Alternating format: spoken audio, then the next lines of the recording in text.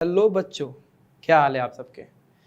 मैं आशीष सिंह, आपका science teacher. आज मैं आपको अपने इस पार्ट 1 में, जो कि हमारे बायोलॉजी का फर्स्ट चैप्टर होगा, लाइफ प्रोसेस, इसके अंदर लेके चल रहे हैं। इसके बारे में आपको हम पढ़ाने जा रहे हैं। तो वेलकम टू दीक्षांत टेक वंस अगेन।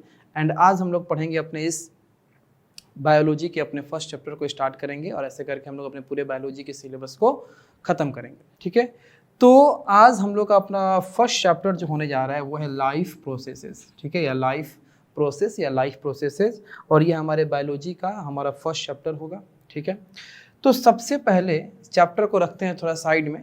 चैप्टर पे हम लोग बाद में आएंगे, बहुत कुछ हमको बेसिक जानना होगा। आज आप लोग साइंस में फिजिक्स पढ़ रहे हो, साइंस में आप लोग केमिस्ट्री पढ़ रहे हो, सब कुछ पढ़ रहे हो। ठीक है, लेकिन आज हम लोग स्टार्ट कर रहे हैं अपने इस बायोलॉजी के सेक्शन को। और आप सभी लोग जानते हैं कि ये बायोलॉजी का सेक्शन जो अपने में खुद एक दो तरह के सेक्शन को कंटेन किए रखता है, पहला बॉटनी और दूसरा जूलॉजी। तो आज हम लोग इस बायो को स्टार्ट करेंगे। सबसे पहले हम समझेंगे कि बायोलॉजी का मतलब क्या होता है। ठीक है, बायोलॉजी का मतलब जो है ये क्या होता है, बायोलॉजी हम लोग क्यों पढ़ते हैं, बायोलॉजी के अंदर हम लोग क्या पढ़ते हैं। तो बायोलॉजी जो शब्द है ये आपके दो वर्ड से मिल के बना है। पहला हो गया बायो और दूसरा हो गया लोगस। तो बायो का मतलब होता है लाइफ। बायो का मतलब क्या होता है, लाइफ। लोगस का मतलब होता है स्टडी। लोगस का मतलब क्या होता है, स्टडी। यानी कि बायोलॉजी बेसिकली आपका एक ऐसा साइंस है जिस साइंस में हम अपने लिविंग ऑर्गेनिजम्स या किसी ऑर्गेनिजम्स के लाइफ के बारे में, उसके जीवन के बारे में क्या करते हैं, स्टडी करते हैं। तो बायोलॉजी बेसिकली आपके उस साइंस को रिलेट करता है जिसमें हम लोग अपने छोटे से छोटे, बड़े से बड़े किसी प्रकार के जो हमारे लिविंग ऑर्गेनिजम्स होते हैं उनके लाइफ के बारे में, उनके जीवन के बारे में हम क्या करते हैं, अध्ययन करते हैं, पढ़ाई करते हैं, स्टडी करते हैं। इस सेक्शन को हम लोग क्या बोलेंगे, बायोलॉजी बोलेंगे। ये हमारे साइंस का एक आपका बिल्कुल समझिए तो लाइफ से रिलेटेड आपका अलग एक सेक्शन ही होता है जिसमें हम लोग अपने बहुत सारे लिविंग ऑर्गेनिजम्स के जीवन के बारे में पढ़ाई करते हैं। बहुत सारे चैप्टर को आप लोग पढ़ के भी आए हो, 6 में, 7 में, 8 में। ठीक है, 9th में बहुत सारे चैप्टर को पढ़ के आए हो। आज क्लास 10 तक पहुंच गए हो। यहाँ पे आपको साइंस को जो है, बायोलॉजी को जो स्टार्ट करना है, और आपका फर्स्ट चैप्टर जो मिला है वो मिला है आपका लाइफ प्रोसेस। ठीक है, लाइफ प्रोसेस। तो इस लाइफ प्रोसेस के कंसेप्ट को हम स्टार्ट करने से पहले कुछ बातें जो कि इस लाइफ प्रोसेस की बातें करने के लिए ज़रूरी है वो आपको हम पहले बता दें कि सबसे पहले हमारे आसपास जो थिंग्स होते हैं, ये थिंग्स जो हैं वो कितने प्रकार के होते हैं आप सभी लोग जानते हैं। पहला होता है लिविंग थिंग्स, ठीक है, और दूसरा होता है नॉन लिविंग थिंग्स। ठीक है, पहला हो गया लिविंग थिंग्स और दूसरा हो सकता है कि जब हम ये पढ़ा रहे हो तो ये बहुत सारे बच्चों को पता हो, लेकिन फिर भी एक शॉर्ट रिव्यू जो है वो अपने चैप्टर को स्टार्ट करने से पहले जरूरी होता है। तो पहला हो गया लिविंग थिंग्स और दूसरा हो गया non living things. Living things यानी कि आपके वैसे थिंग्स जिनके पास जीवन हो, जीवन होने के चलते वो बहुत सारे प्रोसेस को करते हो, बहुत सारे डिफरेंट कैरेक्टरिस्टिक्स को दिखाते हो, बहुत सारे अपने अंदर एडेप्टेशन को रखते हो, बहुत सारे अपने अंदर स्पेशल स्ट्रक्चर्स को रखते हो फॉर द अलग अलग फंक्शन के लिए। तो इस तरह के थिंग्स को हम लोग क्या बोलेंगे, लिविंग थिंग्स बोलेंगे। अब वैसे थिंग्स जिनके अंदर आपका कोई जीवन ना हो उसको हम लोग क्या बोलेंगे, नॉन लिविंग थिंग्स बोलेंगे। लिविंग थिंग्स के बहुत सारे आपके प्रॉपर्टीज होते हैं, आपके तो जबान पे ही रटाया होगा कि living things can move, living things can grow, living things can reproduce, living things can eat food, है ना, बहुत कुछ आपका लिविंग थिंग्स के बारे में। और सब में not not not not not लगा दो तो क्या बन जाता है, आपका नॉन लिविंग थिंग्स का कैरेक्टरिस्टिक्स बन जाता है, नॉन लिविंग थिंग्स का प्रॉपर्टीज जो है वो बन जाता है। तो ये लिविंग थिंग्स और नॉन लिविंग थिंग्स के बारे में आपने समझा कि ये लिविंग थिंग्स क्या होते हैं और आपका नॉन लिविंग थिंग्स क्या होता है। उसी प्रकार आपको ये भी समझना है कि हमारा बॉडी जो है या किसी भी लिविंग थिंग्स का जो बॉडी है ये एक एलिमेंट्री पार्टिकल से मिलकर बना है, आपका एक बेसिक पार्टिकल से मिलकर बना है, आपका एक फंक्शनल यूनिट से मिलकर बना है, स्ट्रक्चरल यूनिट से मिलकर बना है, and that unit is called cell. उस यूनिट को हम लोग क्या कहते हैं, सेल कहते हैं। और सेल के नंबर के बेसिस पे हमारा जो ऑर्गेनिजम्स होता है वो दो प्रकार में डिवाइड होता है, दो टाइप में डिवाइड होता है। पहला होता है यूनिसेलुलर ऑर्गेनिजम्स और दूसरा होता है मल्टी सेलुलर ऑर्गेनिजम्स। यूनिसेलुलर और मल्टी सेलुलर। यूनिसेलुलर यानी कि वैसे ऑर्गेनिजम्स जो हमारे जो इनके बॉडी के अंदर एक ही सेल हो और वो अपने बॉडी के जितने भी प्रोसेस हैं उसी सेल से क्या करते हो, परफॉर्म करते हो। मल्टी सेलुलर यानी कि ऐसे ऑर्गेनिजम्स जिनके बॉडी में एक से ज़्यादा सेल, लाखों करोड़ों करोड़ों की संख्या में, अरबों की संख्या में सेल हो, उनको हम क्या बोलेंगे, मल्टी सेलुलर ऑर्गेनिजम्स के नाम से जानेंगे। तो ये हमारा हो गया लिविंग थिंग्स और ये हो गया आपका नॉन लिविंग थिंग्स, यानी कि हम अपने अभी बेसिक्स को ही स्टार्ट कर रहे हैं, लिविंग थिंग्स को और नॉन लिविंग थिंग्स के बारे में हमने पढ़ा। अब हमको ये जानना है कि आप जो चैप्टर पढ़ने जा रहे हो लाइफ प्रोसेस, ठीक है, इस लाइफ प्रोसेस चैप्टर में आपको कौन कौन से टॉपिक को पढ़ना है, यानी कि हम आपको अब एक कंटेंट बताने जा रहे हैं, आपको हम ओवरव्यू देने जा रहे हैं कि किस किस टॉपिक को हम लोग अपने इस लाइफ प्रोसेस में पढ़ेंगे। ठीक है, तो सबसे पहला तो हम लोग पढ़ेंगे कि हमारा लाइफ प्रोसेस होता क्या है, इसके बारे में हम लोग पढ़ेंगे कि लाइफ प्रोसेस हम लोग कहते हैं किसको है। ठीक है, उसके बाद हम लोग अपने लाइफ प्रोसेस के डिफरेंट प्रोसेस को इंडिविजुअल तरीके से पढ़ाई करेंगे कि लाइफ प्रोसेस में हमारे कौन कौन से प्रोसेस आते हैं, जिनमें सबसे पहले हम बात करेंगे न्यूट्रिशन के बारे में। ठीक है, न्यूट्रिशन के बारे में बात करेंगे।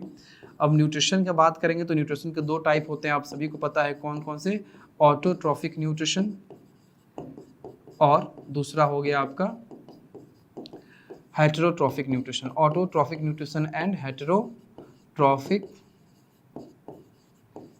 न्यूट्रिशन। फिर हम लोग बात करेंगे अपने ऑटोट्रॉफिक न्यूट्रिशन में फोटोसिंथेसिस के बारे में, फोटोसिंथेसिस के बारे में बात करेंगे। ठीक है, फिर उसके बाद हम लोग हेटेरोट्रॉफिक न्यूट्रिशन के भी बहुत सारे टाइप्स के बारे में बात करेंगे कि हेटेरोट्रॉफिक न्यूट्रिशन का कौन कौन से टाइप होता है।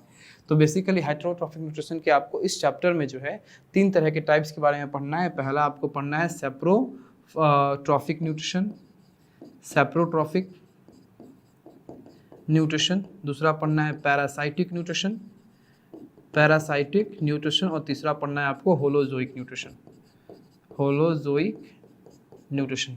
ठीक है, उसके बाद हम लोग पढ़ाई करेंगे अपने न्यूट्रिशन इन प्लांट्स के बारे में।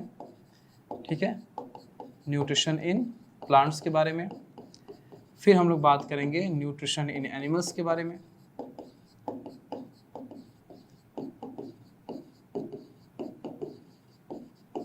न्यूट्रिशन इन एनिमल्स जिसमें हम लोग अपने injection, digestion, absorption, assimilation, egestion के सारे प्रोसेस को समझेंगे। उसके बाद हम लोग बात करेंगे रेस्पिरेशन के बारे में, रेस्पिरेशन इन प्लांट्स। ठीक है, और फिर हम लोग बात करेंगे रेस्पिरेशन इन एनिमल्स। और इस एनिमल्स में जब हम लोग रेस्पिरेशन पढ़ेंगे तो इसी में हम लोग अपने लंग्स के सिस्टम को, लंग्स को पढ़ेंगे, अपने विंड पाइप को पढ़ेंगे, ब्रोंकस को पढ़ेंगे, ब्रोंकिट्स को पढ़ेंगे, ये सब कुछ हम लोग अपने रेस्पिरेशन में पढ़ेंगे। ठीक है, उसके बाद हम लोग रेस्पिरेशन के बाद आएंगे अपने ट्रांसपोर्टेशन एंड सर्कुलेशन पे। ट्रांसपोर्टेशन में जिसमें हम लोग अपने हार्ट के बारे में पढ़ेंगे, ब्लड के बारे में पढ़ेंगे, ब्लड के आपके वेसल्स के बारे में पढ़ेंगे। ठीक है, रेस्पिरेशन जब हम पढ़ेंगे तो इसमें हम लोग अपने रेस्पिरेशन के टाइप्स के बारे में पढ़ेंगे, aerobic respiration and anaerobic respiration. कोई भी टॉपिक अपने इस चैप्टर में हम लोग छोड़ने नहीं जा रहे हैं, बहुत लंबा चैप्टर होने जाएगा, बहुत अच्छे से पढ़ेंगे, ज़्यादा इसके पार्ट बनेंगे, कोई टेंशन की बात नहीं है, लेकिन हम लोग इसके ईच एंड एवरी पॉइंट को क्लियर करते हुए आगे बढ़ेंगे। तो ट्रांसपोर्टेशन में हम लोग अपने हार्ट को पढ़ लेंगे, अपने ब्लड को पढ़ लेंगे। ठीक है, उसके बाद हम लोग अपने एक्सक्रेशन को पढ़ेंगे। ठीक है, एक्सक्रेशन को पढ़ने के बाद हम लोग किडनी को पढ़ेंगे, किडनी का रोल क्या है। ठीक है, आर्टिफिशियल किडनी के बारे में पढ़ेंगे, इसको हम लोग डायलिसिस का प्रोसेस भी कहते हैं। ये सब चीज़ें हम लोग इस चैप्टर में पढ़ने जा रहे हैं, या जितने भी हमारे पार्ट बनेंगे उसमें ये सारे टॉपिक को हम लोग कवर करेंगे। ये तो बहुत आपको शॉर्ट में हम लिखे हैं, इसके भी बहुत सारे सब टॉपिक्स बनेंगे और उन सारे टॉपिक्स और सब टॉपिक्स को बहुत ही अच्छे तरीके से, बहुत ही बेहतरीन तरीके से हम लोग पढ़ाई करना स्टार्ट करेंगे। ठीक है, तो आइए हम आपको सबसे पहले आज की टॉपिक पे लेकर चलते हैं कि what our life processes. Life processes जो है ये होता क्या है, एक्चुअल में लाइफ प्रोसेस जो है ये क्या होता है। तो देखिए,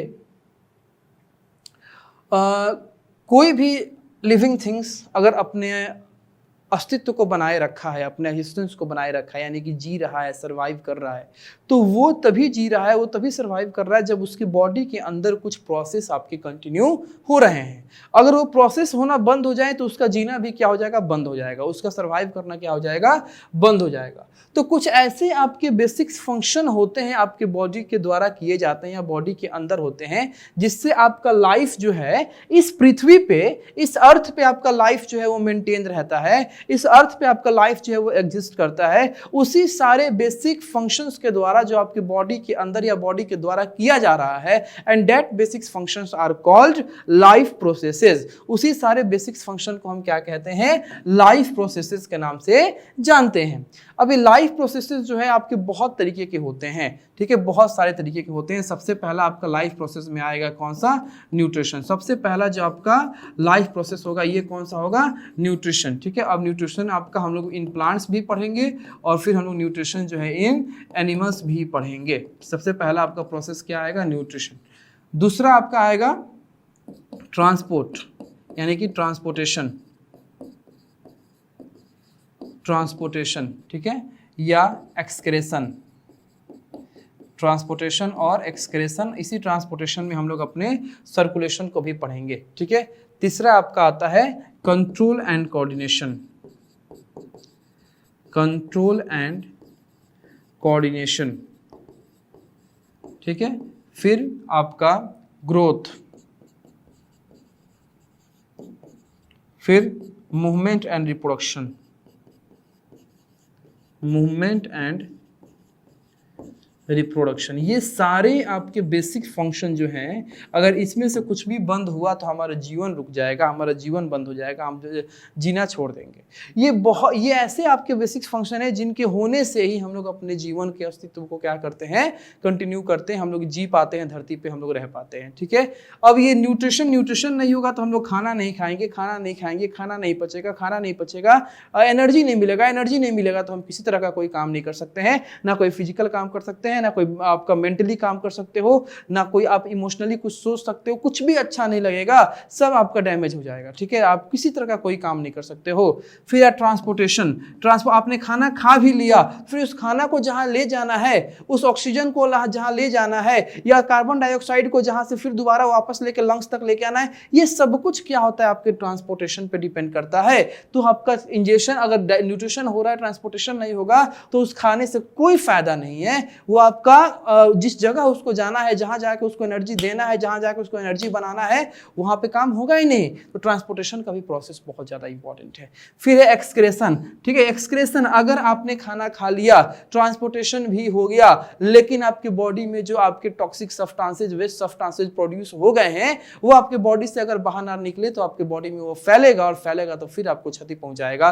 तो एक्सक्रेशन भी बहुत ज्यादा जरूरी है, ठीक है। ये इतना ज्यादा जरूरी है कि डॉक्टर जो है, अगर किसी बहुत ही सीरियस कोई मरीज है तो उसका अगर एक्सक्रेशन सही है तो डॉक्टर को यह बिलीव होता है कि हाँ, हम इसको बचा लेंगे, या ये बच जाएगा, या इसका कंडीशन सही हो सकता है। एक्सक्रेशन पे डॉक्टर बहुत ज्यादा विश्वास करते हैं कि इसका एक्सक्रेशन जो है वो हो रहा है कि नहीं, इसके बॉडी से वेस्ट मटेरियल बाहर निकल रहे हैं कि नहीं निकले, इसके ऊपर डॉक्टर बहुत विश्वास करते हैं। क्योंकि एक्सक्रेशन जिस मरीज का सही रहता है, ऐसा माना जाता है उस मरीज का बहुत सारा ऑर्गन सही से काम कर रहा है, आपका कुछ ही जगह प्रॉब्लम है, ठीक है। फिर हम बात करेंगे अपने कंट्रोल एंड कोऑर्डिनेशन को। ये भी बहुत इंपॉर्टेंट आपका प्रोसेस है। इसलिए इंपॉर्टेंट प्रोसेस है क्योंकि किसी लिविंग ऑर्गेनिज्म के आसपास जो भी बदलाव हो रहा है, जो भी चेंजेज हो रहा है, उस चेंजेज के अकॉर्डिंग लिविंग ऑर्गेनिज्म कैसे रिएक्ट कर रहे हैं, कैसे अपने आप को उस चेंजेज के अकॉर्डिंग सर्वाइव कर रहे हैं, this process is called control and coordination. इसी प्रोसेस को हम क्या कहते हैं, कंट्रोल एंड कोऑर्डिनेशन कहते हैं। ये इतना इंपॉर्टेंट आपका प्रोसेस है कि इस पूरे प्रोसेस पे हमको एक पूरा कंप्लीट चैप्टर पढ़ना है अपने 10th में,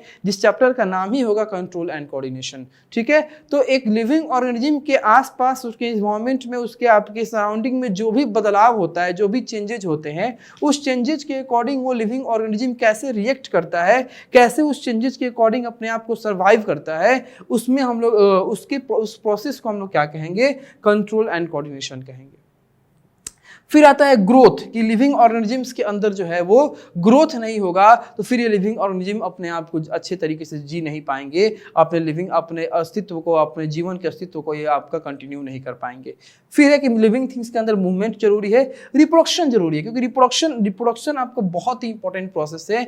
इसलिए इंपॉर्टेंट प्रोसेस है क्योंकि अगर रिप्रोडक्शन ना रहे तो एक जाति का, एक लिविंग थिंग्स के स्पेसीज का, ठीक है, जो आपका एग्जिस्टेंस है, जो अस्तित्व है इस धरती पे, वो कंटिन्यू नहीं हो पाएगा, वो आपका आगे जा नहीं पाएगा। अगर 1000 साल पहले भी इंसान थे, आज भी इंसान है, 1000 साल बाद भी इंसान रहेंगे, तो ये बात हम इसलिए कह पा रहे हैं क्योंकि हम इस रिप्रोडक्शन प्रोसेस को जानते हैं, क्योंकि रिप्रोडक्शन प्रोसेस ही आपका एक ऐसा प्रोसेस है जिससे हमारे लिविंग थिंग्स का जो एग्जिस्टेंस है, अस्तित्व है, ये हमारे धरती पे कंटिन्यू रहता है, आपका बरकरार रहता है।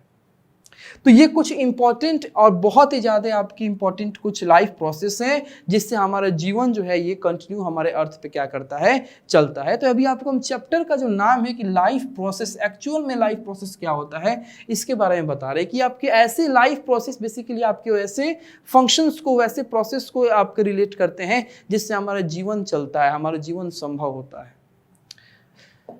अब चलिए कुछ और भी बातें कर रहे हैं हम लोग, और बहुत ज़रूरी है ये सारी बातें कि जो भी आपका लाइफ प्रोसेस है उस सारे लाइफ प्रोसेस को करने के लिए एनर्जी की आवश्यकता होती है। उन सारे लाइफ प्रोसेस को करने के लिए एनर्जी की आवश्यकता होती है। और बाबू वो एनर्जी कहाँ से मिलता है? तो वो एनर्जी आप जो फूड इनटेक करते हो, जो आप फूड लेते हो, वो फूड से आपको क्या मिलता है? एनर्जी मिलता है। उस फूड से आपको एनर्जी, डायरेक्ट कहीं से एनर्जी ही नहीं कि एनर्जी हो रहा है, एनर्जी लेके हम खा लिए, एनर्जी नहीं। आप लोग क्या करते हो? फूड इनटेक करते हो, फूड खाते हो। अब ये फूड क्या करता है? अपने आप को इस फॉर्म में ब्रेक करता है कि उस फॉर्म में से क्या निकल सकता है? एनर्जी निकल सकता है। इसीलिए कहा जाता है कि वही फूड खाओ जिससे एनर्जी निकल सके। कि जो भी हमारे बॉडी के अंदर लाइफ प्रोसेस होता है, उन सारे लाइफ प्रोसेस को करने के लिए हमारे बॉडी को एनर्जी की आवश्यकता होती है, एनर्जी की नीड होती है। और वो एनर्जी जो है वो आप कहाँ से एक्वायर करते हो? तो जो आप फूड इनटेक करते हो, ठीक है, उस फूड से आपको क्या मिलता है? जिस तरीके का आप फूड ले रहे हो उस फूड से आपको क्या मिलता है? एनर्जी मिलता है। अब फूड से एनर्जी क्यों मिलता है? क्यों आपका फूड से एनर्जी मिलता है? हमको हवा से एनर्जी क्यों नहीं मिल जाता है? कोई और सब्सटेंस से एनर्जी क्यों नहीं मिल जाता है ना? तो ये जो आपका फूड है, इस फूड के अंदर कुछ यूजफुल कंपोनेंट्स आपके पाए जाते हैं, कुछ यूजफुल आपके सब्सटेंस पाए जाते हैं, जिस सब्सटेंस के कारण आपको एनर्जी आपके बॉडी को मिलता है या वहाँ से ही आपका एनर्जी निकलता है। उस यूजफुल कंपोनेंट्स को हम लोग क्या कहते हैं? न्यूट्रिएंट्स कहते हैं। क्या कहते हैं? न्यूट्रिएंट्स कहते हैं। या न्यूट्रिएंट्स के अलावा भी कुछ यूजफुल सब्सटेंस होते हैं जो आपकी बॉडी में अंदर जाके आपके बॉडी में एनर्जी का फॉर्मेशन करते हैं। उसमें आपका रफेज भी आता है, ठीक है, वाटर भी आता है। लेकिन वाटर और रफेज ये दोनों न्यूट्रिएंट तो नहीं है, लेकिन बहुत ज़्यादा इनका इंपॉर्टेंट वैल्यू है आपके बॉडी के अंदर। तो आपके फूड के अंदर कुछ यूजफुल कंपोनेंट्स पाए जाते हैं जिनको हम न्यूट्रिएंट कहेंगे। और इस न्यूट्रिएंट के होने के चलते वो फूड जब आपके बॉडी के अंदर जाता है तो वहाँ से एनर्जी का फॉर्मेशन करता है। और उसी एनर्जी को लेके हमारे बॉडी कि जो भी आपके प्रोसेस हैं वो आपके क्या होते हैं? परफॉर्म होते हैं। हमारे बॉडी के अंदर जो प्रोसेस हैं वो क्या होते हैं? परफॉर्म होते हैं। ऐसी बात नहीं है कि आप जब जगे हो, जब आप कोई काम कर रहे हो, जब आप खेल रहे हो, कूद रहे हो, पढ़ रहे हो, दौड़ रहे हो, भाग रहे हो, है ना, डांस कर रहे हो, तभी आपको एनर्जी की आवश्यकता है। जब आप कुछ भी नहीं कर रहे हो, जब आप सोए हो, तब भी आपको एनर्जी की आवश्यकता है, क्योंकि आपके कुछ बॉडी के प्रोसेस ऐसे हैं जो आपके जन्म से लेके और मृत्यु तक कभी बंद होते ही नहीं है। अगर आपने जन्म ले लिया तो जब तक आपकी मृत्यु नहीं होगी तब तक आपके बॉडी के अंदर वो प्रोसेस होते रहेंगे, चलते रहेंगे। तो उन प्रोसेस को चलाने के लिए तो एनर्जी चाहिए ही। इसीलिए आपके बॉडी के अंदर कम या ज़्यादा मात्रा में हर एक समय आपके बॉडी को एनर्जी की आवश्यकता है। जैसे आप सोए हो, तो आपका खेलना कूदना बंद है, पढ़ना लिखना बंद है, दौड़ना भागना बंद है, हार्ट बीट बंद है, पल्स रेट बंद है, डाइजेशन बंद है। ये सब चीज कहाँ बंद है आपका? तो हार्ट को बीट करने के लिए, पल्स रेट को चलने के लिए, है ना, इन सब चीजों के लिए क्या चाहिए? एनर्जी तो चाहिए ही ना। इसीलिए कहा जाता है कि आपकी बॉडी के जितने भी आपके डिफरेंट लाइफ प्रोसेस हैं, उन सारे लाइफ प्रोसेस को एनर्जी की आवश्यकता होती है। और हर एक समय आपकी बॉडी को एनर्जी की आवश्यकता है, हर एक समय आपकी बॉडी को एनर्जी की आवश्यकता है। और हर एक समय आपकी बॉडी में एनर्जी बनता भी है। रात को खाना खाएं और खा के सो गए, कोई काम नहीं किए, सो गए, सुबह भूख लग गया यानी आपका खाना डाइजेस्ट हुआ। खाना डाइजेस्ट हुआ यानी कि मतलब कि आपके बॉडी में एनर्जी का फॉर्मेशन हुआ, क्योंकि खाना डाइजेस्ट होकर डांस नहीं करेगा, खाना डाइजेस्ट होगा तो फिर उसमें से आपका एनर्जी ही बनेगा। तो एनर्जी बना तो एनर्जी का यूटिलाइजेशन हुआ, एनर्जी आप रात में कुछ प्रोसेस हुए जिसको यूटिलाइज किए तो आपको क्या लगा, भूख लगा। तो आपके कुछ ऐसे एग्जांपल्स हैं जिससे आप ये समझ सकते हो कि जिस वक्त आप कुछ नहीं कर रहे हो ना बाबू, उस वक्त भी आपको एनर्जी की आवश्यकता है, और इनफैक्ट उस वक्त भी आपकी एनर्जी एक्वायर्ड होती है आपके बॉडी में, यूटिलाइज होती है आपके बॉडी में। कुछ ऐसे प्रोसेस हैं जो उस एनर्जी को एक्वायर आपके यूटिलाइज करते हैं। ठीक है, फिर हम लोग आते हैं कि ये एनर्जी आपका जरूरी है लाइफ प्रोसेस के लिए, एनर्जी कहाँ से आता है आपने समझा। ठीक है, अब हम लोग आगे बढ़ते हैं और अपने सबसे पहले लाइफ प्रोसेस पे चलेंगे। बहुत इंपॉर्टेंट ये लाइफ प्रोसेस है, क्योंकि ये सब चीज़ का रीड है। जितने भी लाइफ प्रोसेस है अगर ये ना हो तो सब पे इफेक्ट पड़ेगा। तो सबसे पहला आपका लाइफ प्रोसेस है न्यूट्रिशन का। ठीक है, अब न्यूट्रिशन एक आपका होता क्या है, न्यूट्रिशन आपका क्या होता है? तो न्यूट्रिशन बेसिकली आपका एक ऐसा प्रोसेस होता है जिस प्रोसेस से आप फूड इंटेक करते हो, और फूड यानी कि न्यूट्रिएंट्स को इंटेक करते हो, वो न्यूट्रिएंट्स आपके बॉडी के अंदर जाता है, वो न्यूट्रिएंट्स में ब्रेक डाउन होता है, यानी उस फूड में ब्रेक डाउन होता है। ब्रेक डाउन होने के बाद वो बहुत ही सिंपल सब्सटेंसेस में कन्वर्ट होता है। उस सिंपल सब्सटेंसेस में से न्यूट्रिएंट को एब्जॉर्ब किया जाता है, और एब्जॉर्ब करने के बाद उस न्यूट्रिएंट में से एनर्जी का फॉर्मेशन किया जाता है, and this entire process is called nutrition. इस कंप्लीट प्रोसेस को हम क्या कहेंगे, न्यूट्रिशन कहेंगे। यानी कि फूड को इनटेक करना, फूड को इनटेक करना, फिर उस फूड को ब्रेक करना, ब्रेक करने के बाद न्यूट्रिएंट को एब्जॉर्ब करना, उसमें से न्यूट्रिएंट को क्या करना, एब्जॉर्ब करना, फिर उस न्यूट्रिएंट में से एनर्जी का फॉर्मेशन करना,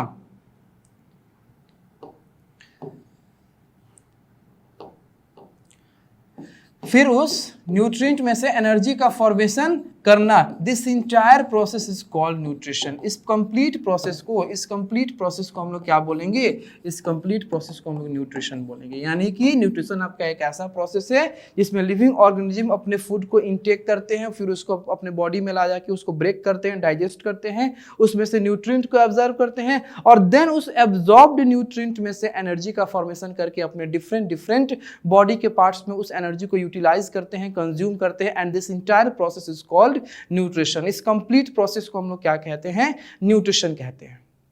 अब ये न्यूट्रिशन जो है ऐसी बात नहीं है कि सिर्फ किसी पर्टिकुलर लिविंग थिंग्स में ही होता है। ये न्यूट्रिशन जो है ये आपके सभी लिविंग थिंग्स में होते हैं। इनफैक्ट ये न्यूट्रिशन आपके प्लांट में भी होते हैं, और ये न्यूट्रिशन जो है आपके एनिमल्स के अंदर भी होते हैं। ये न्यूट्रिशन जो है आप प्लांट में भी होता है और एनिमल्स के अंदर भी होता है।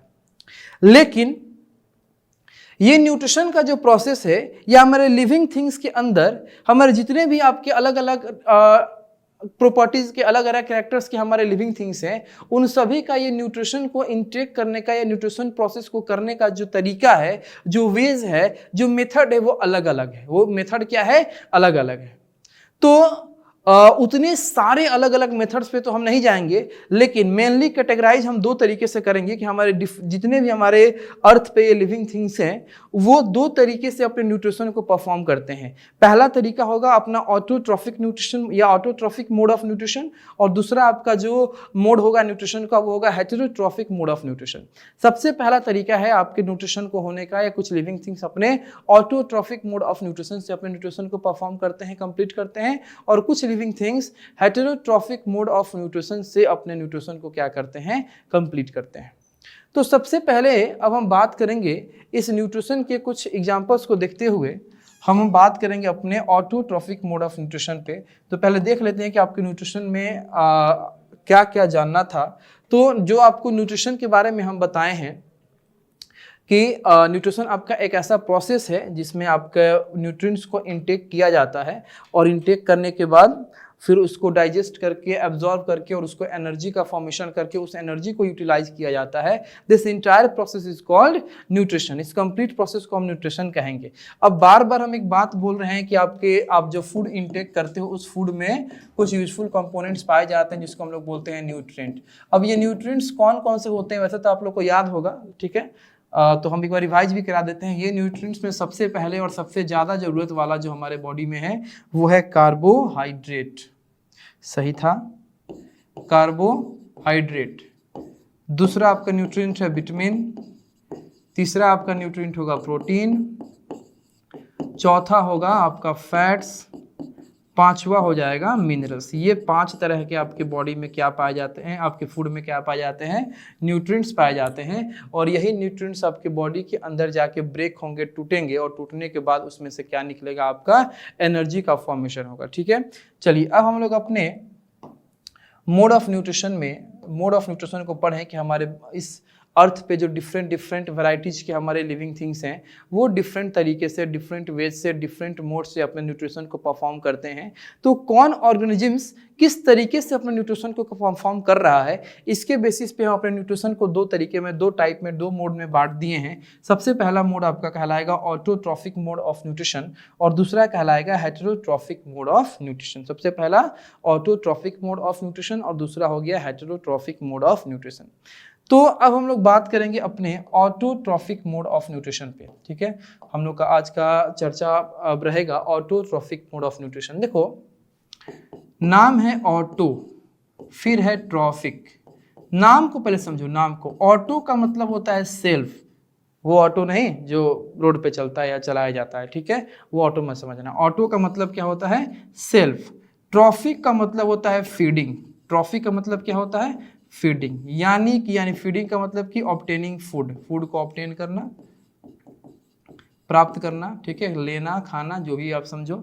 यानी कि वैसे लिविंग ऑर्गेनिजम्स जो अपना फूड जो है खुद प्रिपेयर करते हो, अपना फूड जो है खुद प्रिपेयर करते हो, तो उस तरह के लिविंग ऑर्गेनिज्म के द्वारा जो न्यूट्रिशन किया जाएगा उस न्यूट्रिशन को हम लोग क्या बोलेंगे, ऑटोट्रॉफिक मोड ऑफ न्यूट्रिशन। यानी कि एक ऐसा न्यूट्रिशन जिसमें हमारे जो भी लिविंग ऑर्गेनिजम्स होंगे वो अपना खुद फूड जो है वो खुद प्रिपेयर करेंगे। अब वो फूड जो प्रिपेयर करेंगे वो कुछ आपके यूजफुल सब्सटेंसेस के हेल्प से करेंगे, कुछ इनऑर्गेनिक सब्सटेंसेस के हेल्प से करेंगे। ठीक है, और उसको हम लोग क्या बोलेंगे, ऑटोट्रॉफिक मोड ऑफ न्यूट्रिशन। और इस ऑटोट्रॉफिक मोड ऑफ न्यूट्रिशन को करने वाले जो लिविंग ऑर्गेनिजम्स होंगे उनको हम लोग ऑटोट्रॉप्स बोलेंगे। क्या बोलेंगे, ऑटोट्रॉप्स। ये इस कंबाइंड प्रोसेस को हम लोग क्या बोलेंगे, ऑटोट्रॉफिक मोड ऑफ न्यूट्रिशन, और उस ऑर्गेनिजम्स को हम लोग क्या बोलेंगे, ऑटोट्रॉप्स बोलेंगे।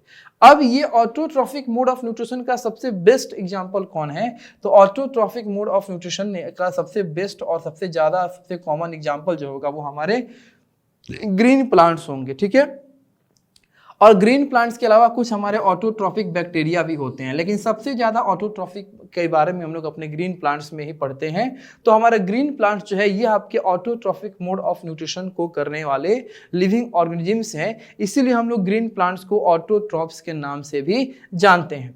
अब ये ग्रीन प्लांट्स अपने ऑटोट्रॉफिक मोड ऑफ न्यूट्रिशन को कैसे करते हैं, क्योंकि ये ग्रीन प्लांट्स के पास ये एबिलिटी होती है कि अपना फूड जो है ये खुद प्रिपेयर कर सकें। अपना फूड ये खुद प्रिपेयर करेंगे तो उस प्रोसेस का क्या नाम होगा, ठीक है, तो बच्चा जानता है कि उस प्रोसेस का नाम होगा फोटोसिंथेसिस। फोटोसिंथेसिस वो प्रोसेस होगा जिस प्रोसेस को करके ये ग्रीन प्लांट्स अपना फूड जो है वो खुद प्रिपेयर करेंगे। अब ये जो प्रोसेस होता है आपका फोटोसिंथेसिस का, इसमें कुछ आपके इनऑर्गेनिक मटेरियल्स जो हैं वो आपके यूज़ होते हैं, और फिर उसको यूज़ करने के बाद ये सब्सटेंस जो है अपने फूड का क्या करता है, प्रिपरेशन करता है। तो मान लीजिए कि कार्बन डाइऑक्साइड, ठीक है, ये प्लांट क्या करेगा, कार्बन डाइऑक्साइड, वाटर, ठीक है, कार्बन डाइऑक्साइड को वाटर के साथ मिक्स करके और सनलाइट से एनर्जी लेके, ठीक है, सन से एनर्जी लेके और ये फूड का प्रिपरेशन करेगा। और ये फूड जो प्रिपेयर करेगा वो किस फॉर्म में करेगा, ग्लूकोज के फॉर्म में। किस में करेगा, ग्लूकोज के फॉर्म में करेगा। और आपका ऑक्सीजन जो है ये गैस के फॉर्म में हमारे बाई प्रोडक्ट के रूप में बाहर निकल जाएंगे। इस प्रोसेस को हम लोग क्या बोलेंगे, इसी प्रोसेस को हम लोग बोलेंगे फोटोसिंथेसिस। इस प्रोसेस को हम लोग क्या बोलेंगे, फोटोसिंथेसिस के नाम से जानेंगे। अभी बस ये समझो कि आपको हम फोटोसिंथेसिस का शब्द बताएं, वर्ड बताएं कि एक्चुअल में फोटोसिंथेसिस क्या होता है। अभी आपको टोटल एक क्लास, एक पूरा का पूरा हम एक पार्ट लेंगे सिर्फ फोटोसिंथेसिस पढ़ाने में। फोटोसिंथेसिस के बारे में बताएंगे कि फोटोसिंथेसिस के लिए कंडीशन क्या होंगे, उसके लिए साइट क्या होगा, जगह कैसा होगा, फोटोसिंथेसिस कहाँ हो सकता है कहाँ नहीं हो सकता है, और जहाँ हो सकता है वहाँ क्यों हो रहा है, जहाँ नहीं हो रहा है वहाँ क्यों नहीं हो रहा है। बहुत कुछ अपने इस फोटोसिंथेसिस के बारे में पढ़ेंगे। अभी बस इतना जानो कि हमारे ऑटोट्रॉफिक मोड ऑफ न्यूट्रिशन, जिसके बेस्ट एग्जाम्पल हमारा ग्रीन प्लांट है, तो ग्रीन प्लांट अपना फूड जो है खुद प्रिपेयर करता है एक प्रोसेस के हेल्प से, जिस प्रोसेस को हम लोग बोलते हैं फोटोसिंथेसिस। और उस प्रोसेस में कुछ इनऑर्गेनिक सब्सटेंसेस जैसे कार्बन डाइऑक्साइड, वाटर, सनलाइट के प्रेजेंस में क्या होते हैं, कंबाइन होते हैं। कंबाइन होने के बाद ये ग्लूकोज और अपने ग्लूकोज का फॉर्मेशन करते हैं फूड के फॉर्म में, और ऑक्सीजन को बाई प्रोडक्ट के रूप में क्या करते हैं, बाहर निकालते हैं। ठीक है, इस फोटोसिंथेसिस के बारे में हम लोग बहुत कुछ आगे पढ़ेंगे।